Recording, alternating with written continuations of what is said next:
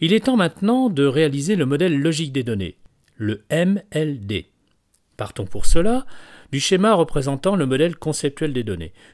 Nous allons progresser vers le modèle logique des données en tenant compte de ce qui a été construit dans l'étape du MCD, notamment des cardinalités, et en y intégrant les hypothèses qui ont été posées. La meilleure méthode est de procéder par blocs. Reprenons la structure des entités, c'est-à-dire des tables qui ont été définies dans le modèle conceptuel des données. Nous avons vu l'importance des identifiants qui sont associés à chacune d'entre elles dans le modèle que nous avons commencé à construire sous Access. Rappelons que pour chaque entité, un identifiant, également appelé index, est un attribut qui permet d'identifier de façon unique et sans confusion possible l'information de chacun des enregistrements dont la structure complète est décrite à l'aide d'un ou plusieurs autres attributs. L'identifiant permet de distinguer un enregistrement de tout autre enregistrement. Il en va ainsi de sigle dans la table matière.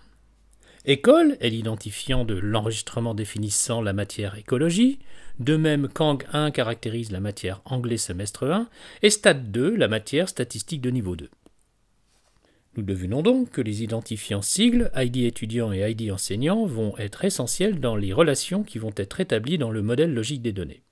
Commençons, si vous le voulez bien, par le bloc matière enseignant, qui est un des plus simples à relier. Nous devons construire une relation 1 à plusieurs entre ces deux tables en respectant cette fois une structure qui est propre au modèle logique des données.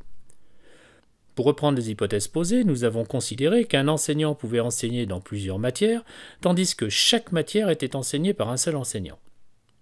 Nous allons voir comment nous allons pouvoir traduire cela de façon beaucoup plus précise que ce qui est schématisé dans le modèle conceptuel de données, dans lequel une table est reliée à une autre par une relation sans point d'ancrage précis. Dès lors, dans le modèle logique des données, il va falloir définir précisément l'accroche de cette relation à un plusieurs, dénommée enseigner, afin de la rendre opérationnelle. Pour y parvenir, il va être nécessaire d'insérer une information supplémentaire qui va permettre d'indiquer quel enseignant intervient dans une matière donnée. Souvenez-vous que lorsque nous avons construit le modèle conceptuel des données, nous avions déjà eu l'idée d'ajouter un attribut que nous avons appelé code enseignant dans la table matière. Nous pouvons également définir quelle matière va enseigner un enseignant donné en ajoutant un code matière dans l'entité enseignant. Nous sommes ainsi armés pour préciser quel enseignant intervient dans une matière donnée et quelle matière est enseignée par un enseignant donné. Il est maintenant temps de procéder à la réalisation de cette liaison dans le cadre du modèle logique des données. Bien entendu, dans cette construction, code enseignant sera du même type que ID enseignant. Précisons qu'il s'agit ici d'un type numérique. La correspondance des types entre ces deux champs est primordiale et doit être vérifiée avant d'établir la liaison. De même, vous l'aurez compris, code matière doit être du même type que sigle, en l'occurrence une chaîne de 4 caractères. Nous pouvons partir de l'information unique qui correspond à l'enseignant, c'est-à-dire ID enseignant. Ceci nous affranchit de nous confronter au problème des noms qui peuvent être identiques pour deux enseignants différents, mais portant le même nom, et nous permet donc d'avoir un démarrage, c'est-à-dire de passer de la table enseignant pour arriver à la table matière en démarrant notre liaison avec ID enseignant. Comment cela se passe-t-il ? Vous le voyez, je réalise cette liaison en partant du modèle conceptuel des données, en posant 1 à côté du champ ID enseignant qui est l'identifiant de l'entité enseignant. Et je vais suivre le chemin passant par l'étiquette enseigné pour signifier qu'un enseignant peut enseigner plusieurs matières en posant un N qui symbolise la quantité plusieurs en face de l'attribut code enseignant de la table matière. Ainsi, quand je m'intéresse à une matière, j'entre dans la table matière et à la suite du sigle qui la caractérise, de son intitulé et de son coefficient, je définis le code enseignant. Je vois que ce code enseignant est grâce à la liaison relié à l'ID enseignant dans la table enseignant. La lecture est la suivante. Nous pouvons considérer une matière, appelons-la matière numéro 1, dont le sigle est mat1 de coefficient 1 et pour laquelle l'enseignant est de code 1. Eh bien, nous voyons que si nous avons une deuxième matière de sigle mat2 qui a comme intitulé matière numéro 2, un coefficient de 2,5 par exemple, nous pouvons spécifier dans le champ code enseignant le même enseignant de code 1. Dans cette configuration, nous avons donc bien l'hypothèse qu'un enseignant peut enseigner dans plusieurs matières qui est vérifiée. L'enseignant en question sera parfaitement identifié grâce à la liaison qui est établie entre le code enseignant de la table matière et ID enseignant de la table enseignant. C'est-à-dire que pour connaître les références exactes de l'enseignant qui enseigne dans la matière considérée, il faut se référer à la table enseignant qui donnera tous les renseignements utiles sur cet enseignant. Tout cela grâce à la liaison précisément établie entre code enseignant de la table matière et ID enseignant de la table enseignant. La deuxième possibilité correspond à un schéma qui est symétrique, pour lequel une même matière peut être enseignée par plusieurs enseignants, tandis qu'un enseignant donné ne peut enseigner que dans une seule matière, définie sans équivoque par son cycle unique dans la table matière. La liaison à construire dans ce cas va dès lors relier sigle de la table matière au code matière de la table enseignant. Nous voyons ainsi dans cette dernière configuration qu'une matière est enseignée par un enseignant défini comme celui qui assure l'enseignement dont le sigle est spécifié dans code matière. Par contre, dans ce cas, vous voyez que la table où démarre la liaison est matière et celle qui porte l'information plurielle est enseignant, c'est-à-dire qu'un enseignant 1 défini par son identifiant ID enseignant peut très bien enseigner dans une matière 1 et qu'un enseignant 2 peut très bien enseigner dans la même matière 1 de sigle mat 1 qui est définie en suivant la liaison 1 à plusieurs tirée entre sigle de la table matière et code matière de la table enseignant. Mais un enseignant n'enseigne plus que dans une matière dans ce cas.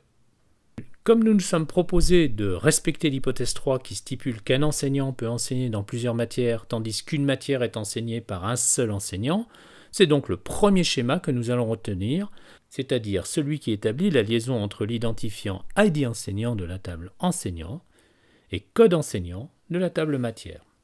Dans cette configuration, pour connaître les informations concernant l'enseignant, il faut remonter aux attributs qui sont associés au code enseignant de la table matière. Dans cette configuration, il apparaît bien évidemment que code matière n'est plus utilisé. C'est pourquoi nous pouvons le supprimer de la table enseignant. Alors maintenant que la liaison est définie, c'est-à-dire que nous avons sélectionné le type d'accroche entre la table matière et la table enseignant pour répondre à l'hypothèse que nous avons retenue et qui correspond à la description de l'organisation de notre information dans la base de données, il est temps de se poser la question de savoir si cette liaison est ou non contextuelle. Tel que nous l'avons défini, il apparaît que la liaison enseignée n'est conditionnée à aucune autre information complémentaire que ce soit. De ce fait, il s'agit d'une liaison qui est dite simple, même si on la désigne par 1 à plusieurs. Dans le modèle logique des données, MLD, on ne fait plus figurer l'étiquette de cette liaison simple, alors qu'elle était indispensable lors de la construction du modèle conceptuel des données, le MCD.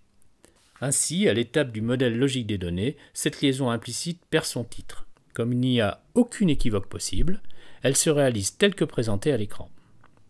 Il ne nous reste plus qu'à indiquer à l'aide d'un petit symbole en forme de clé que les identifiants, également appelés index, des entités enseignant et matière sont respectivement ID enseignant et sigle. À cette fin, nous rajoutons une petite clé à côté de l'identifiant sigle de la table matière et de même une petite clé à côté de l'identifiant ID enseignant de la table enseignant. Voici donc le premier bloc du modèle logique des données de notre base de données, parfaitement construit. Passons, si vous le voulez bien, à la pratique pour construire cette première liaison sous Access. Nous allons tout d'abord, si ce n'est déjà fait, ouvrir notre base de données ébauchée, à savoir node.accdb, en double-cliquant sur son icône, puis une fois cette base affichée à l'écran, nous allons préparer la structure et le contenu des deux tables que nous souhaitons mettre en relation, à savoir enseignant et matière, en ajoutant une clé primaire sur le champ ID enseignant de la table enseignant et en vérifiant que les types correspondent bien entre l'index des enseignants de la table enseignant et la clé étrangère code enseignant de la table matière. Ici, c'est bien le cas, il s'agit du type numérique. Notez que le type numéro auto, qui est bien un type numérique, est défini par le système pour un ID enseignant dans la table enseignant, tandis que le code enseignant est défini type numérique par l'utilisateur. Le contenu de code enseignant entré par l'utilisateur doit porter l'une des valeurs indicées par le système Access pour ID enseignant. Ajouter une clé primaire s'effectue très simplement sous Access. Il suffit de sélectionner le champ de l'index, puis de cliquer sur le petit bouton « Clé primaire ». Nous voyons alors une petite icône représentant une clé qui est présente en regard du champ ID enseignant. Ce n'est pas plus compliqué que ça. Avant de construire la liaison, vérifions que le contenu du code enseignant dans la table matière fait bien appel à des valeurs qui existent réellement dans le champ ID enseignant de la table enseignant. Le système pourra, dès lors, logiquement associer les valeurs invoquées dans la table matière pour le code enseignant à des valeurs réellement enregistrées, donc définies dans ID enseignant de la table enseignant. Nous voyons ici que les enseignants de code enseignant 1, 2 et 3, entrés pour les 3 enregistrements de la table matière, sont bien définis dans la table enseignant. Si un code de valeur, par exemple 99, était entré alors que l'enseignant d'ID 99 n'était pas défini dans la table enseignant, le système refuserait de faire la liaison car serait incapable de trouver cet enseignant d'ID 99 invoqué dans la table matière. Bien, maintenant que nous avons fait tout ce qu'il fallait pour préparer notre liaison, passons à sa réalisation. Pour cela, fermons les tables ouvertes, car le système refusera de réaliser une liaison entre 2 tables ouvertes. Passons ensuite dans le menu Relations en cliquant sur le bouton Relations de l'item Base de données. Demandons ensuite l'affichage des 2 tables.